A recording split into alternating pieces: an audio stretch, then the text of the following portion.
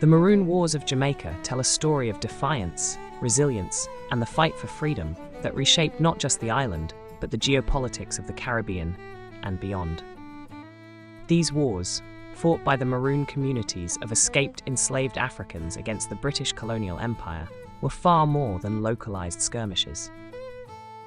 They were a battle of ideals, freedom versus subjugation, self-determination versus imperial control. The story of the Maroons begins in the 16th century, when Spain colonized Jamaica and brought enslaved Africans to work on its plantations. When the British captured Jamaica in 1655, many Africans fled to the island's rugged mountains and dense jungles, creating independent settlements. These communities became known as the Maroons. The Maroons weren't just runaway slaves, they were freedom fighters who built thriving communities in some of the most inaccessible areas of the island.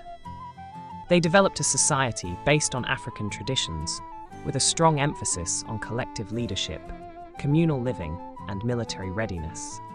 Their leaders, such as Nanny of the Maroons and Cudjoe, were legendary figures who combined African spiritual practices with sharp, tactical minds.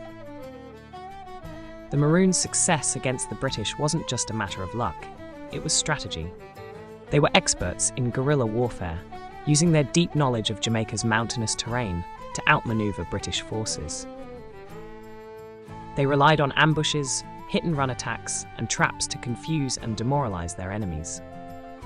British soldiers, unfamiliar with the dense forests and steep hills, found themselves at a severe disadvantage.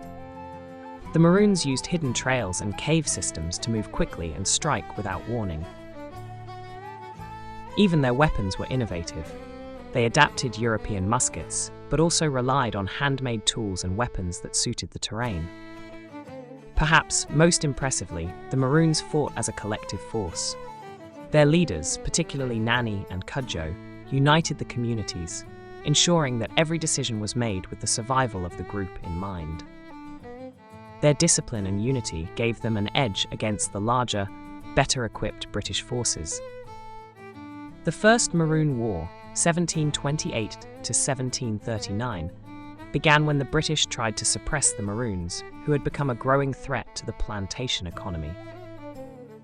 The Maroons' ability to raid plantations, free enslaved people, and disrupt trade routes made them a serious obstacle to British colonial ambitions. For over a decade, the Maroons held their ground. Cudjoe, the leader of the Leeward Maroons, negotiated a treaty in 1739 after realizing that continued conflict would devastate his people. The treaty was groundbreaking. The British granted the Maroons freedom and land, recognizing their sovereignty. In return, the Maroons agreed to stop harboring runaway slaves and to assist the British in capturing fugitives. This uneasy truce highlighted the British Empire's inability to fully control the island, but it also introduced tensions within the Maroon communities, as their role as enforcers of slavery clashed with their identity as freedom fighters. By the late 18th century, tensions reignited. The Second Maroon War, 1795 to 1796, was triggered by the British breaking treaty agreements, including encroaching on Maroon lands and undermining their autonomy. The Maroons, who had remained vigilant and prepared, launched a new wave of resistance. Despite their fierce tactics, the Maroons faced a more powerful British force armed with superior resources and bolstered by new settlers. The British used divide-and-conquer strategies, exploiting internal divisions within the Maroon communities. Ultimately, the Maroons were defeated. Over 500 of them were deported to Nova Scotia, Canada, in 1796 as punishment for their rebellion. Relocated to the harsh winters of Halifax, the Maroons faced immense challenges. Promised fertile land and support, they instead found themselves struggling against freezing temperatures, racism, and poor agricultural conditions. Despite these hardships, the Maroons maintained their cultural identity, forming tight-knit communities and petitioning the British for better treatment. Their resilience paid off when, in 1800, the British offered them an opportunity to resettle in Sierra Leone, a British colony in West Africa established for freed black people. The Maroons, around 550 in total, joined this new community, bringing with them their military expertise and strong sense of community.